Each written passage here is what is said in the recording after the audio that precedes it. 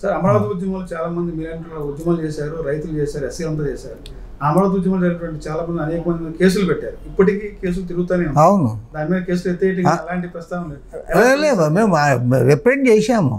మొత్తం ఏ జిల్లాలో ఏ కేసులు ఉన్నాయో కేసులన్నీ తీసుకుని పోయి సీఎం గారికి ఇచ్చాము. అమరావతి కేసులని కూడా ఇచ్చేయాలని అడిగాము. కానీ ఇంతవరకు ఆ కేసులు చాలా పాజిటివ్గా స్పందించాడు కానీ బట్ ఆచరణలో ఈ రోజు వరకు కూడా చేయలే. కాబట్టి సీఎం గారిని అడుగుతా ఉన్నాం, ఈసారి మళ్ళీ కూడా కలిసి అడుగుతాం.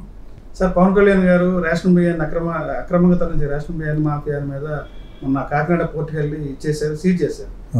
ఆ రేషన్ బియ్యం మాఫియా అరికడతారంటారు గవర్నమెంట్? రాజకీయ పరంగా వైరల్ అయింది. ఇప్పుడు అదే విషయాల్లో పేర్నాని కుటుంబం మీద కూడా కేసులు అయితే పెట్టారు, తన భార్య మీద కేసు పెట్టారు, ఈయన కూడా A6గా పెట్టారు. దాన్ని వైసీపీ పేర్నాని కుటుంబాన్ని వేధిస్తుంది గవర్నమెంట్ అంటారు. ఎలా స్పందిస్తారు? పేర్నాని కుటుంబాన్ని వాళ్ళు దాంట్లో ఇన్వాల్వ్ అయితే వాళ్ళని వదిలిపెట్టమని ఎవరు చెప్పము.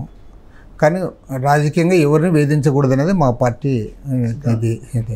కానీ నేను కోరేది ఏమంటే it is a very bigger issue. ఎందుకంటే ఇది ఉన్నట్టుండి నిన్న మొన్న వచ్చింది కాదు. గత కొన్ని సంవత్సరాలుగా మన ఆంధ్ర రాష్ట్రంలో ఈ స్మగిల్డ్ బియ్యం అనేది చాలా పెద్ద ఎత్తున జరుగుతుంది. కోట్ల రూపాయల వ్యాపారం జరుగుతుంది. అది ఇదేదో నర్మగర్భంగా ఎక్కడో ఒక చోటు జరుగుతూ ఉంటే ఏదో అనుకోవచ్చు. అన్ని జిల్లాల్లో జరుగుతుంది, అన్ని జిల్లాల్లో, ప్రతి గ్రామం నుంచి కూడా కొనుగోలు చేసి చేస్తారు. ప్రతి జిల్లాలో 26 జిల్లాల్లో కూడా జరుగుతున్న ఇది స్మగ్లింగ్ కార్యక్రమం ఇదే. మిగతావి కూడా ఇప్పుడు గంజాయి అనుకో, గంజాయి ఎక్కడో కొన్ని జిల్లాల్లో జరుగుతుంది, కానీ బియ్యంది మాత్రం అన్ని జిల్లాల్లో జరుగుతుంది. ఇందులో చెప్పకూడదు కానీ అధికారులకి వాటాలు పోతా ఉన్నాయి, ఎమ్మెల్యేలకు వాటాలు పోతూ ఉన్నాయి, కొన్ని చోట్ల మినిస్టర్లుగా ఉన్న వాళ్ళు కూడా ఇన్వాల్వ్ అవుతూ ఉన్నారు. ఇప్పుడు అంటే వీళ్ళమ్మ కాదా, వీళ్ళు డబ్బులు పెట్టి కాదా అన్ని అధికారంలోకి వచ్చిండేది? డబ్బులు పెట్టి వచ్చారు, డబ్బులు సంపాదించుకోవాలని. ఆల్రెడీ వీళ్ళు కొంతమంది ఎమ్మెల్యేలు అయితే వాళ్ళ పేరు చెప్పను కానీ వాళ్ళు ఎమ్మెల్యే అయిన వెంటనే వాళ్ళు పిలిపించి ఇంతకుముందు ఎంత ఇచ్చారు, ఎవరెవరికి ఇచ్చారు అంత మళ్ళీ ఇక్కడ తెచ్చియండి అని అడుగుతాను. అది కట్టాలి, ఇంతకుముందు అక్కడ కట్టావు కదా, నువ్వు ఇప్పుడు ఇక్కడ కట్టవు అని చెప్తున్నారు. కాబట్టి వీళ్ళేం సాక్ష్యాలు అనొద్దు. ఇప్పుడు అవన్నీ ఒకే ఇది. ఇప్పుడు వాళ్ళు ఓటుకు 1000 రూపాయలు 2000 రూపాయలు ఇచ్చి వాళ్ళు ఉన్నారు, వీళ్ళు 1000-2000 ఇచ్చి కొన్నారు. మరి డబ్బులు ఎక్కడి నుంచి వస్తాయి? కాబట్టి ఆటోమేటిక్గా ఆ పనిలోనే ఉన్నారు. అదే హిందూ ధర్మం ప్రమాదం ఉందని చెప్పంటారు. హిందూ ధర్మం ప్రమాదం కొంచెం దాన్ని ఏం చెప్తారు? అది హిందూ ధర్మం.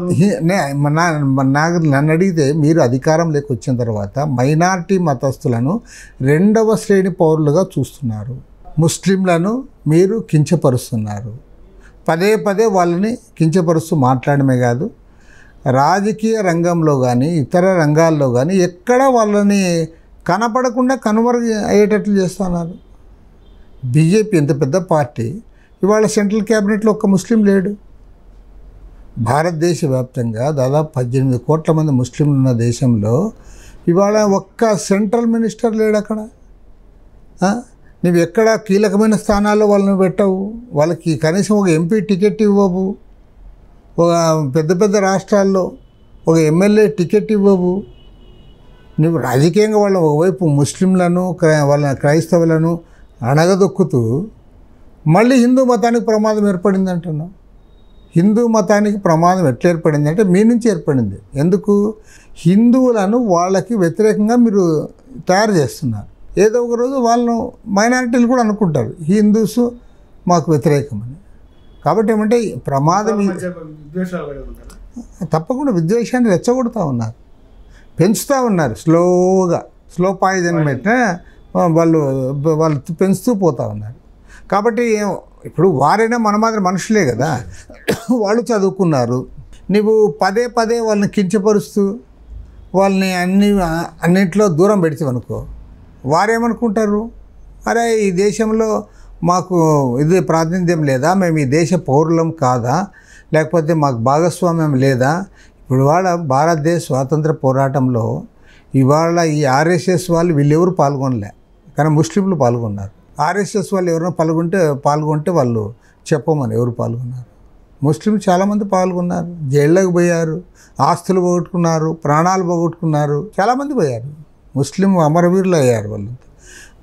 అదేవిధంగా హిందువులు పెద్ద సంఖ్యలో పాల్గొన్నారు, సిక్కులు వాళ్ళు మరింత పెద్ద సంఖ్యలో వాళ్ళు ఫైట్ చేశారు. కాబట్టి ఏమంటే ఆ రోజు భారతదేశ స్వాతంత్ర పోరాటంలో హిందువులు, మహమ్మదీయులు, సిక్కులు అందరూ కూడా వాళ్ళు ఎనలేని త్యాగాలు చేశారు. వాళ్ళు ఎప్పుడు మతం చూడలే ఆ రోజు. మీరు అసలు ఈ బీజేపీ అనే దీని యొక్క మాతృ సంస్థ ఆర్ఎస్ఎస్. ఈ ఆర్ఎస్ఎస్ కూడా అప్పటికి ఉంది, 1925లోనే వాళ్ళు ఆవిర్భవించారు. కానీ వాళ్ళు ఎక్కడా కూడా వాళ్ళు స్వాతంత్ర పోరాటంలో పాల్గొనలేదు. పైగా బ్రిటిష్ వారితో లాలుచిపడ్డారు వీళ్ళు. Indirectly RSS indirectly supported Britishers. బ్రిటిష్తో మంచి సంబంధాలు మెయింటైన్ చేశారు వాళ్ళు.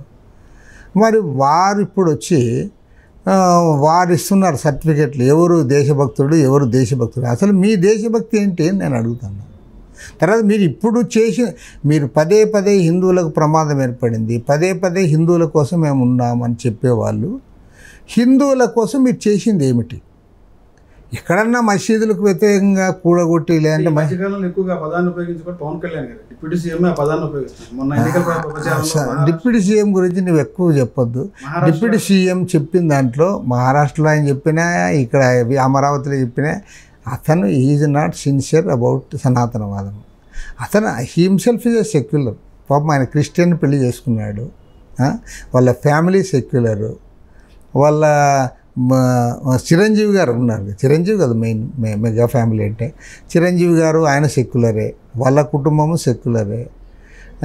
ఈయన కూడా ఏమంటే బీజేపీతో మంచిగా ఉండడానికి సనాతనవాదం అనే అజెండా మోస్తున్నాడు తప్ప, ఇది ఫస్ట్ ఆఫ్ ఆల్ ఇది సనాతనవాదం పవన్ కళ్యాణ్ అజెండా కాదు, నంబర్ 1. నంబర్ 2, అది జనసేన అజెండా కానే కాదు. ఎందుకంటే Janasena is also a secular party. ఇంకా నంబర్ 3, ఆయన ఇప్పుడు ఎన్నికల ముందు ఈ మాట చెప్పింటే అప్పుడు వేరే ఆలోచించింది అందరు. నువ్వు ఎన్నికల ముందు చెప్పకపోతే ఎన్నికలు అయిన తర్వాత ఇప్పుడు చెప్తాను, అధికారంలోకి వచ్చిన తర్వాత. కాబట్టి ఏమంటే ఇది జస్ట్ ఆయన ఎన్నాళ్ళు చెప్తాడో చెప్పలేము, బట్ ఇది చెప్పడం సమంజసం కాదు. ఆయన ఏది నో, ఆయన ఈజ్ లూజింగ్. ఆయన పవన్ కళ్యాణ్ ఈ సనాతనవాదం అనేది చెప్పిన తర్వాత చాలామంది ఇంటలెక్చువల్స్ ఇంతో ఆయన్ని అభిమానించేవాళ్ళు, అంటే అభిమానం లేని వాళ్ళు పక్కన పెట్టు, వాళ్ళతో సంబంధాలే, ఆయన అభిమానించే వాళ్ళు కూడా చాలామంది కామెంట్ చేశారు, ఎందుకు ఈయన సనాతనవాదం ఎత్తుకున్నాడు, ఈయన ఇది ఆయన సొంత అజెండా కాదు, ఆయన పార్టీ సనాతనవాదం. నీకు హిందువులకు ప్రమాదం వచ్చినా నువ్వు నిలబడాల్సిందే, క్రైస్తవులకు ప్రమాదం వచ్చినా నువ్వు నిలబడాల్సిందే, ముస్లింలకు ప్రమాదం వచ్చినా నిలబడాల్సిందే. కానీ ఎక్కడ ప్రమాదం వచ్చిందో చెప్పు అని నేను అడుగుతాను. ఇవాళ మణిపూర్లో అక్కడున్న మైనారిటీలపైన దాడులు జరుగుతూ ఉన్నాయి. నువ్వు బంగ్లాదేశ్ మైనారిటీల గురించి మాట్లాడావు, గుడ్. బంగ్లాదేశ్లో అందరం కూడా ఖండిద్దాం, అవసరమైతే వాళ్ళకి మనం హెల్ప్ చేద్దాం. మరి బంగ్లాదేశ్లో మైనారిటీలపైన దాడి జరిగితే దాని గురించి స్పందించావు, మరి మణిపూర్లో మైనారిటీలపైన మరి ఎందుకు నీవు స్పందించడం లేదు? అంటే బంగ్లాదేశ్లో ఉండే మైనారిటీల్ని కనపడతారు, మణిపూర్లో ఉన్న మైనారిటీల్ని కనపడరా? నువ్వు ఎక్కడ మైనారిటీలు ఉన్నా మైనారిటీలు మనం సపోర్ట్ చేయాల్సిందే. ఇఫ్ ఇట్ ఈజ్ అమెరికా అనుకో, అమెరికాలోనే సరే మైనారిటీలకి మనం అండగా చేయాల్సిందే. బంగ్లాదేశ్లో మైనారిటీలు హిందువులు కాబట్టి మనం వాళ్ళకి వాళ్ళ తరఫున మనం మాట్లాడాల్సిందే. మరి మణిపూర్లో ఉన్న మైనారిటీలు కాదా? వాళ్ళు దాదాపు 2 ఏళ్ళు అయింది వాళ్ళు ఇది చేసిన. ఈవెన్ నిన్న కూడా ఒక జిల్లా హెడ్ క్వార్టర్లో ఎస్పీ మనోజ్ పైన ఎస్పీ పైన దాడి చేశారు. దీపే స్టోన్స్ వేసి తర్వాత ఆయనకి ఇంజరీస్ అయినాయి. అంత వైలెన్స్ ఉంది అక్కడ. అది ఇప్పటికే కొన్ని వందల మంది చనిపోయారు, వందలాది మంది మహిళలను రేప్ చేశారు. సభ్య సమాజం సిగ్గుదలతో తలదించుకోవాలి అసలు. మరి అంత జరుగుతుంటే అడ్డంగా ఊరి చేసి వాళ్ళు ఇంతవరకు మన ఇటీవల కాలంలో మన ఇండియాలో ఎక్కడ ఇంత ఘోరమైన ఘటనలు జరగలే. మరి దానిపైన పవన్ కళ్యాణ్ ఎందుకు స్పందించాడు? పైగా ఆయన ఏమంటాడు, మీరు బంగ్లాదేశ్ పైన మైనారిటీలు ఖండించారంట. అందరం ఖండిస్తాం, నీతో సహా వచ్చి ఖండిస్తాం. కానీ బంగ్లాదేశ్ పక్కనే మణిపూర్లో మన దేశంలో జరిగే వాటిపై నీవెందుకు మాట్లాడవని నేను అడుగుతాను. బంగ్లాదేశ్ పైలో మైనారిటీలకి అందరం కలిసి అండగా నిలబడదాము, అందరం కలిసి ఖండిద్దాం. అదేవిధంగా మణిపూర్లో కూడా మరి నీవు వాయిస్ ఇప్పి దానిపైన స్పందించు. కాబట్టి అంటే ఇది బీజేపీని ఆర్ఎస్ఎస్ని సంతృప్తి పరచగలిగే తప్ప ఆయన వైఖరి ప్రజలకు ఏమాత్రం ఆమోదయోగ్యం కాదు.